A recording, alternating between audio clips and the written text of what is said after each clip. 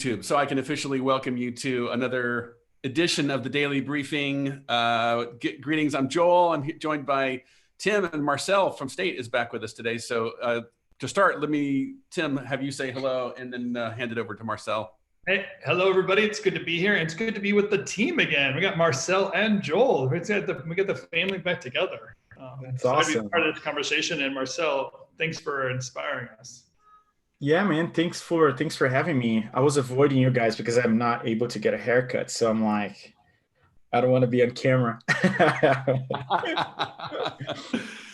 Well, it's good to have you back. I did that stay-at-home haircut a little bit myself, Marcel. So you look good. I like you or it scares you, but this is the reality of what we're up against nowadays. I love it.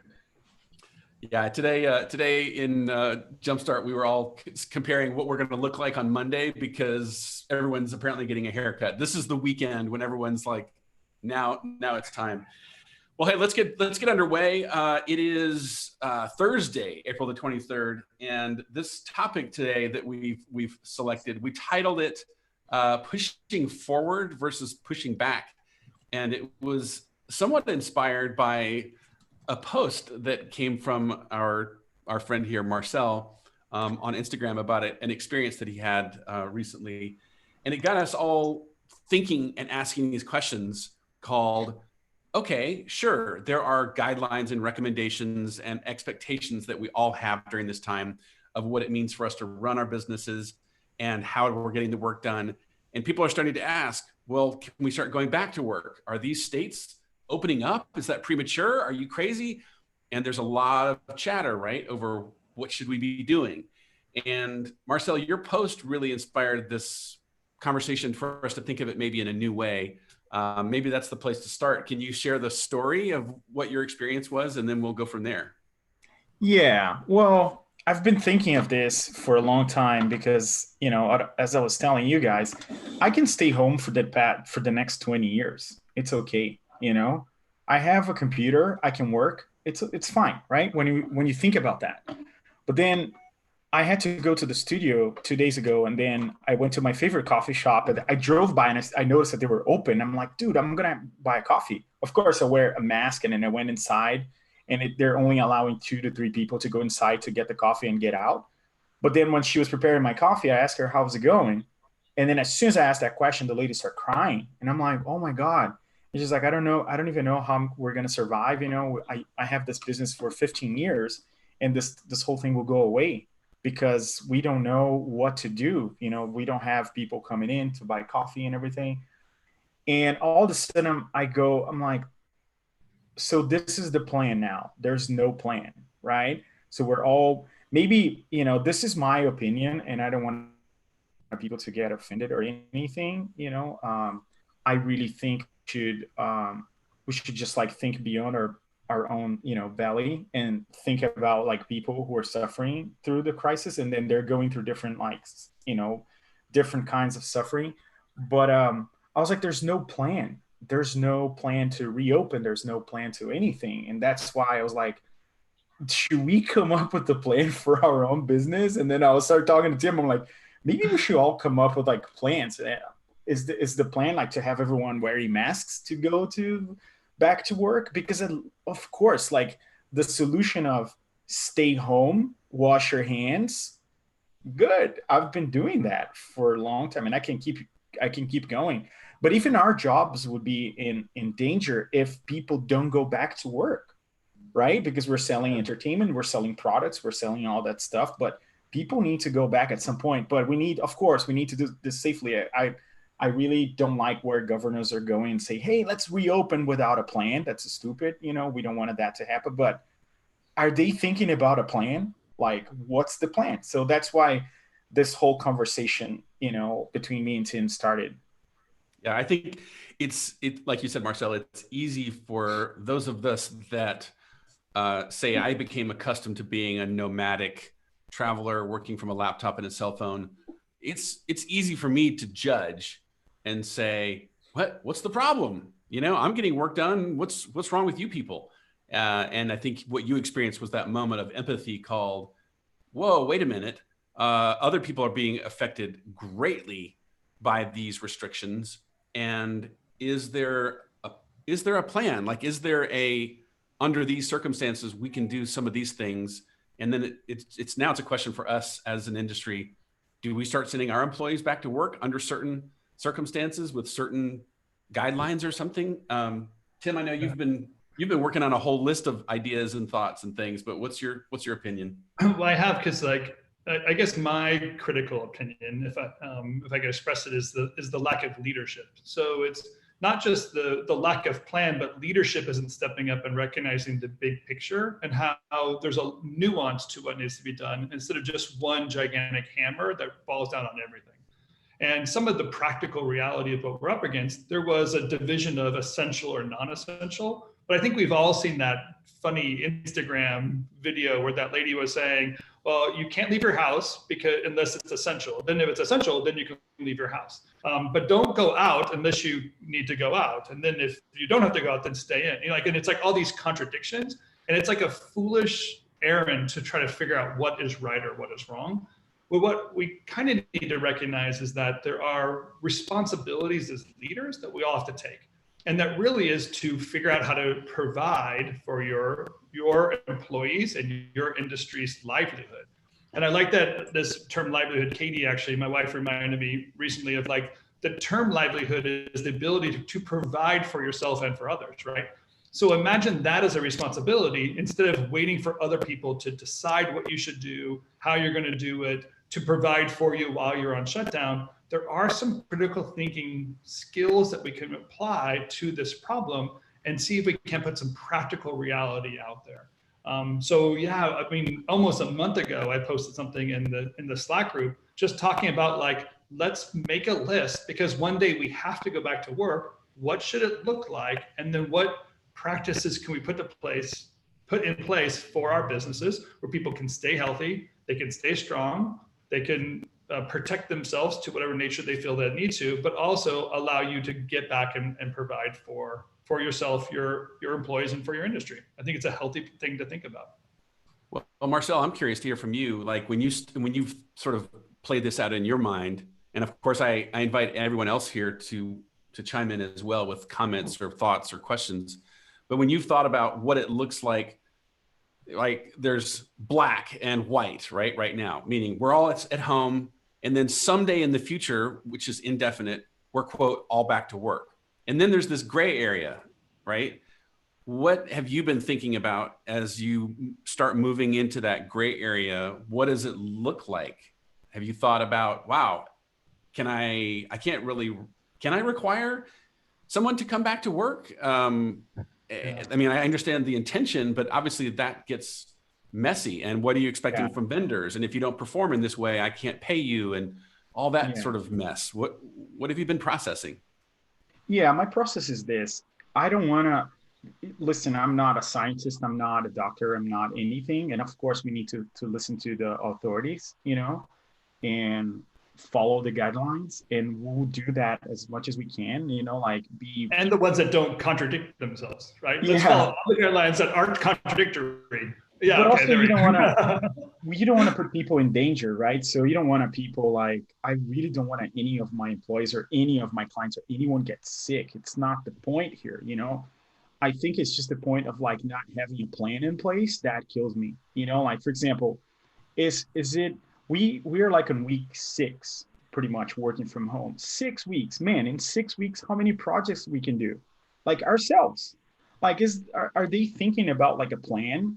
Are they talking about it? They need to share some stuff with us, or even I've been, I'm with you, Tim. I'm putting maybe when governors and everyone start opening the economy in their states, I want to be super safe, and of course, but it feels like they're not coming up with a plan. And I was like, okay, maybe can we come up with procedures and say, okay, in order to have a live action shoot, we need a testing station before they get into the set, So you show up in the morning, test 45 minutes, you're not sick, you get in, and then you shoot, Or is this for the studio, everyone needs to wear masks, or people who are not feeling well, don't come to work, just stay home?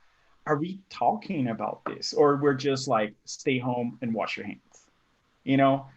That's for our Yeah. industry. And the other part is somehow we as a communicators, we need to start putting pressure on people and say, hey, I know you guys are not talking about like procedures and how to actually um, reopen the economy, but we need to start putting pressure and say, hey, you guys need to come up with a plan, because it's not sustainable. The way it is just ridiculous. You can't go to, every brief every day and talk about the same thing that we all know, because everyone start getting confused. And I feel like the mental outcome, out of this whole situation will be horrible.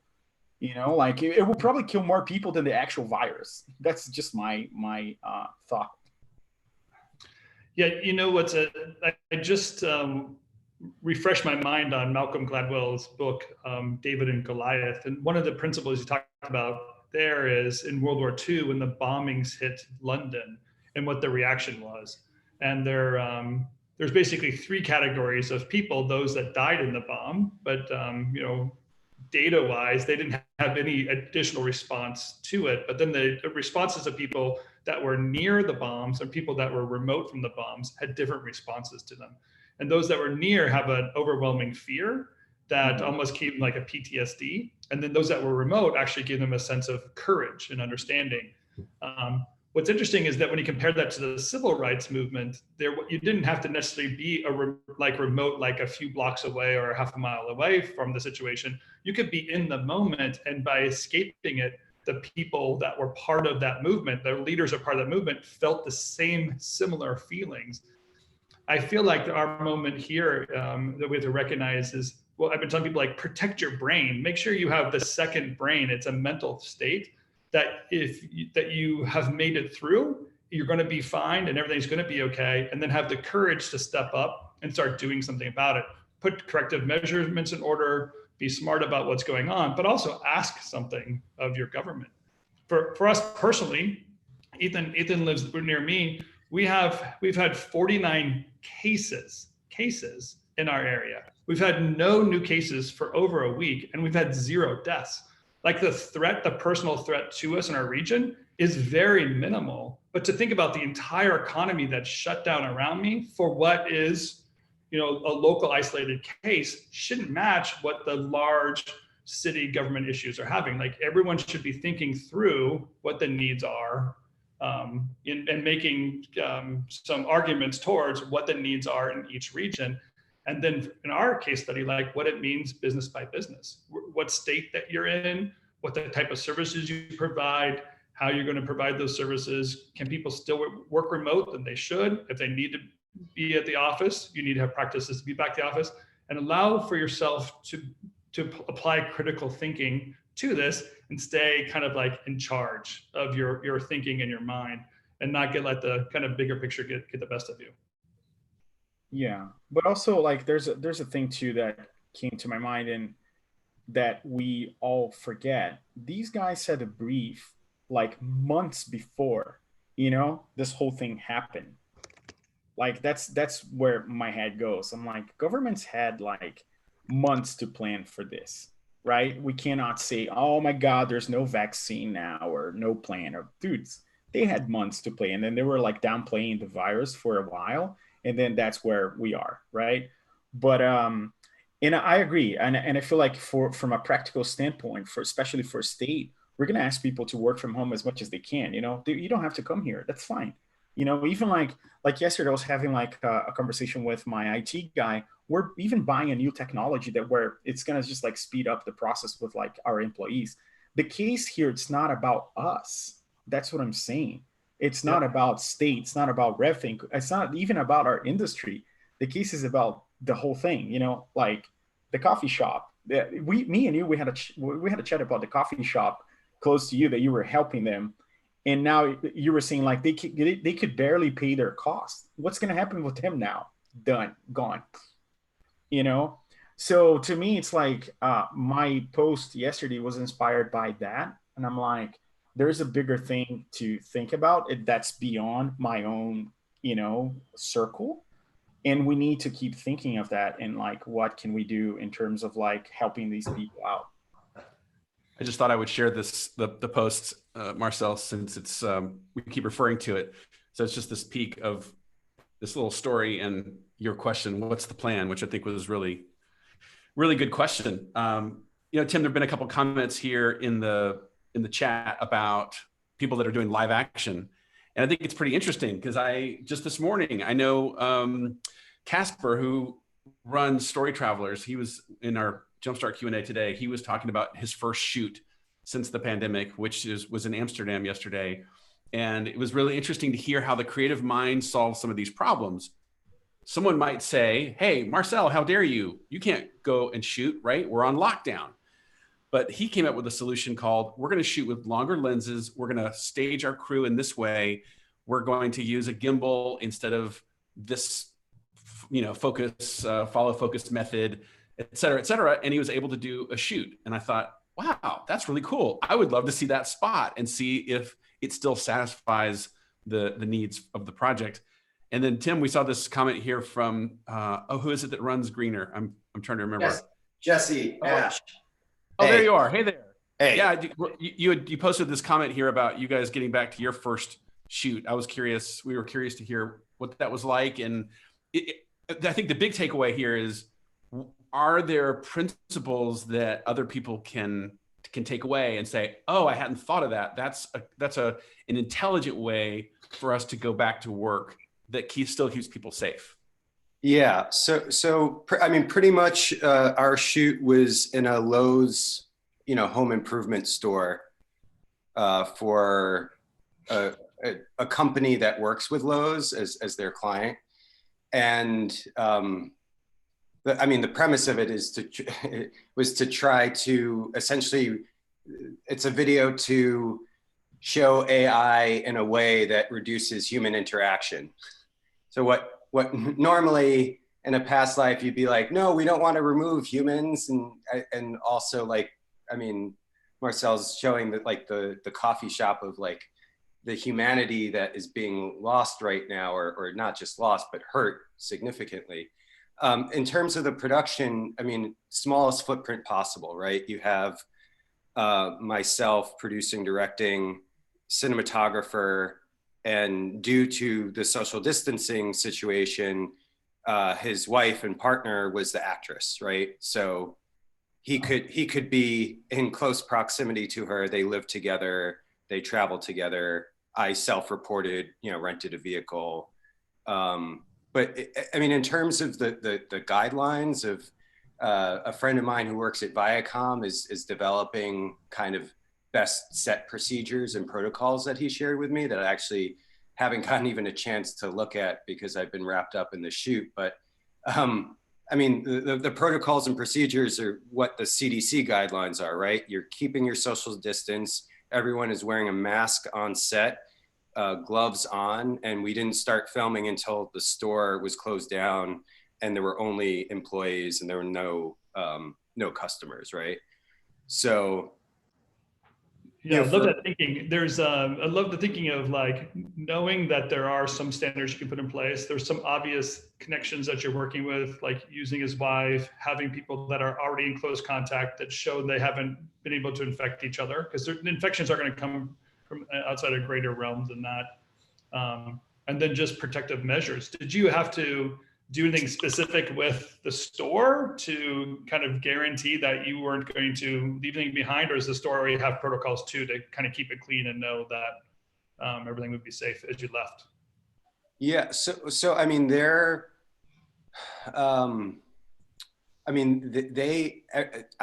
assume all corporate headquarters now have new protocol for cleaning of stores of this size and nature. So they have essentially security and hygiene protocols now where anything that is touched, anything that can be touched by a customer needs to be wiped down and sanitized at the end of the day. Yeah.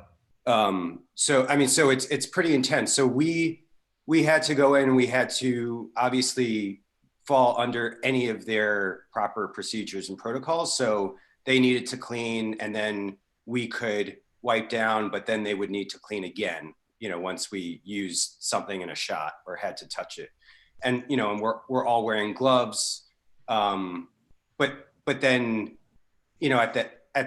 with the talent, they had to interact with it without gloves and a mask on. So while filming, we had to take that off. But in between shots, we were told, we were essentially warned by the staff, like, oh, if you're not rolling, you need to be wearing the mask, even with no customers, Sure. for employee safety.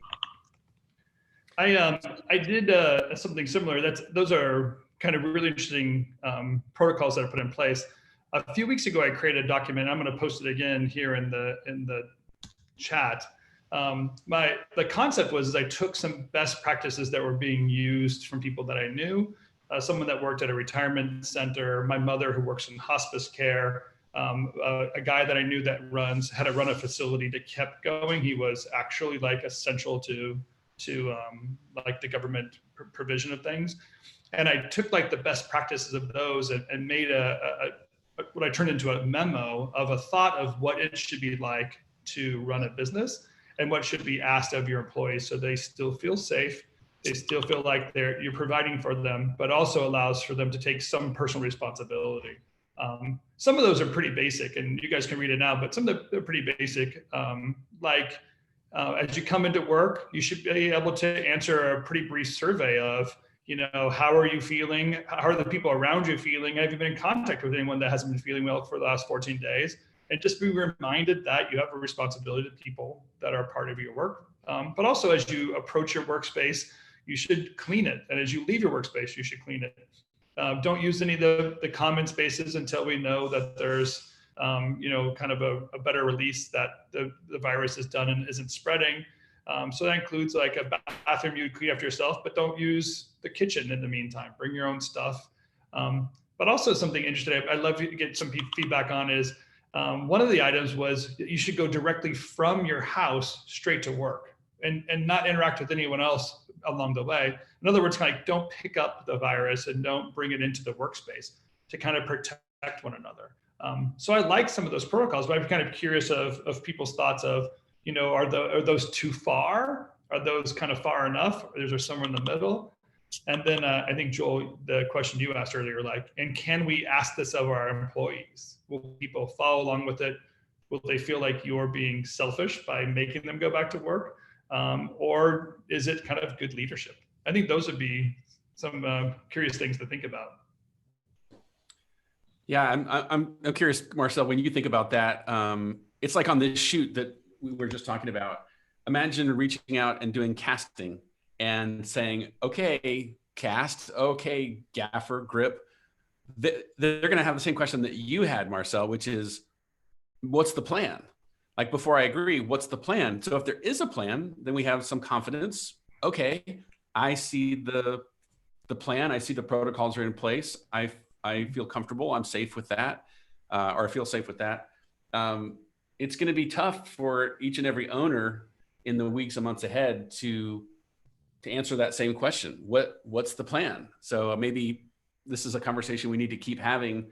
And Tim, your Google Doc, I think, is a good start at what are the steps, what are the protocols, what are the practical realities that we're going to have to address, so that we don't just sit here waiting for the government or somebody else to have all the answers.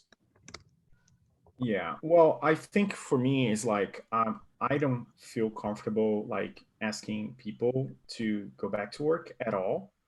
We're gonna follow all the protocols that the government is saying, and even beyond that, we have control. And again, to me, it's not about the like my business. Like, again, we can work from home till the end of the year. It's okay. We already learned how to do this. It's fine.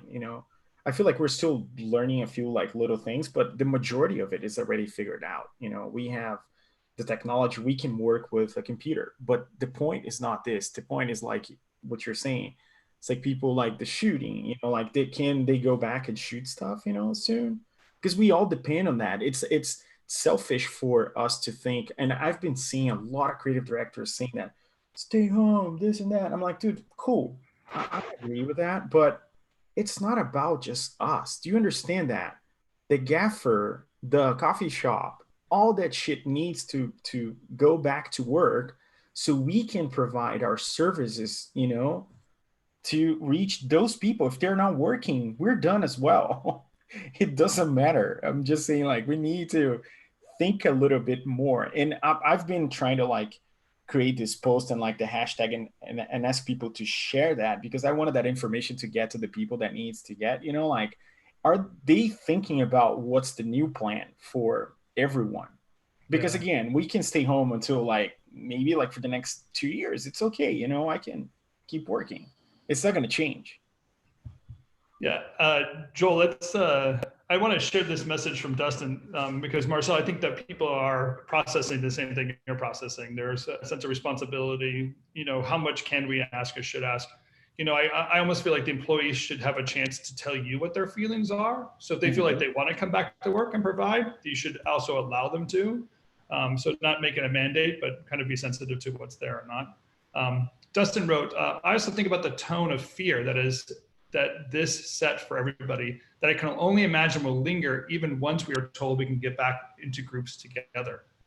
How hesitant will clients be to do your live action at any scale? I've been thinking about this and what we can do to minimize team members on set, even once all of this has passed us. I think, Dustin, like it's a really good sensitivity to recognize that there is a sense of fear or concern that people have. And some of that I honestly believe is unfounded and has been brought up by some opinion or thought or Facebook post that isn't really a kind of a solid foundation of what this virus is and how it affects people. But other than it was very legitimate fear, and my heart goes out to people that are worried and concerned, and how do we actually accommodate them? But also, like, you have to draw the other angle of like, at what point also is a responsibility to say, I actually need somebody to be here at this time. If I have a DP that's afraid of showing up, I probably can't hire that DP, right? There's got to be some sense of responsibility and need to get the jobs done too. And that's a really hard line for us business owners, a really fine line for us to kind of figure out what that looks like and how each of us will do it. Because those two seem to contradict each other. Yeah, I know. I'm sitting here thinking about, Marcel, the point that you're making, and it's like we all, I think, as human beings, we have to draw some sort of a line called, how much is within my domain, how much of this is my responsibility? Because yes, I owe a responsibility to my community, my family, my friends, my community first, my industry, my nation, the world. But obviously, there's a line somewhere in there of just what I can actually do. Is my buying a coffee going to help keep the coffee shop in business? Maybe. There's is Nike and Adidas and Under Armour, right? If the coffee shop buyer can't buy a pair of shoes, then they're not going to advertise, which means the agency's not calling you to do the next project. So there's all these crazy ripple effects, and I don't know where I draw that line. We're all, I think, starting to ask that question of ourselves and just starting to maybe think of some possible answers. Yeah. Well, you think about this, right? I was talking to a big streaming service the other day. We were doing a project with them, and it's a pretty cool project, actually. And we had to put that on hold for a few weeks because we need to understand. And it's a project about ad sales, so they're trying to do something that they can sell ad sales on their streaming platform. And I was talking to the creative director, and then he goes, dude, we need to, they wanted to understand how much people will be willing to spend money on ad sales because they don't know if they can sell to people because they're going to run out of money. So it affects you anyways. Just think about that.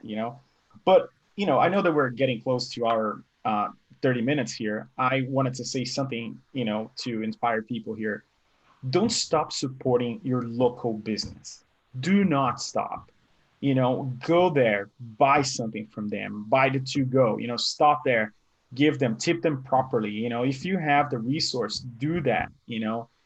Check on them. I went to my favorite restaurant, and then every time I go to that restaurant, this waitress come in and then he serves us, and he's super cool. He's always like smiling. And the other day I went there to see them, he was kind of like depressed a little bit, you know, and then he's like, oh, we had to let go like 50% of the people here, but we're still working.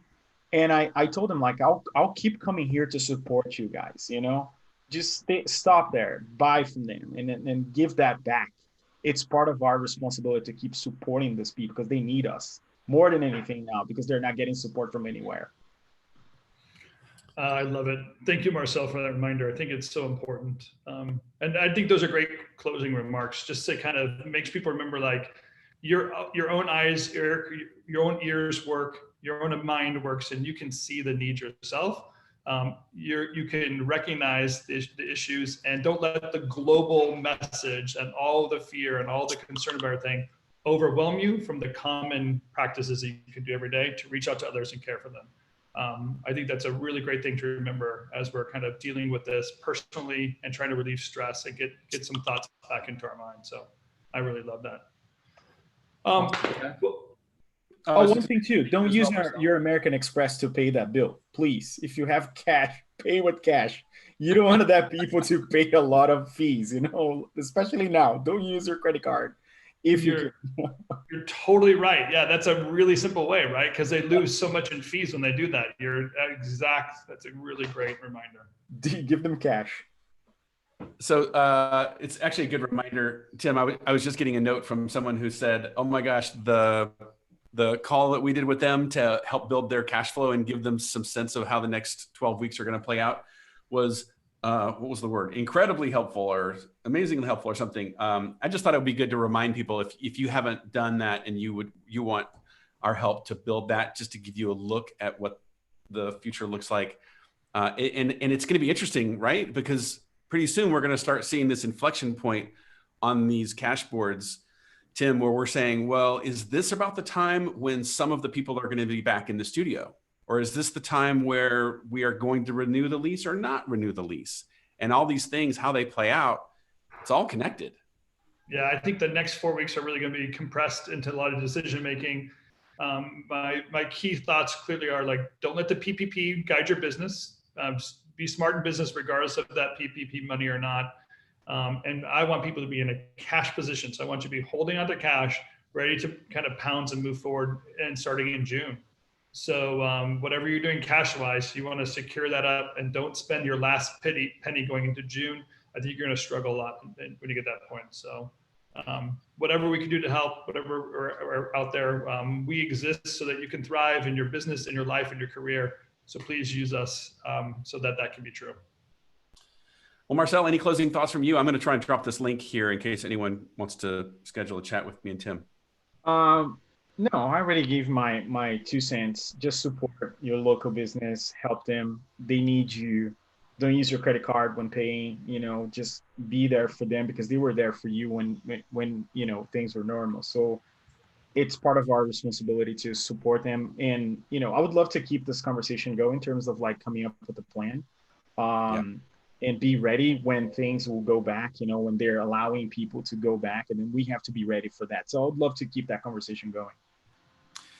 Well, hey, that's a good way for us to wrap it up. We're 4 minutes past our half-hour slot. Marcel, thank you for jumping in again today. It's always good to see you. Thanks to Jesse from Greener Media. Appreciate you jumping into the call with us. Tim, thank you for joining us from New York. Amazing that you're out there.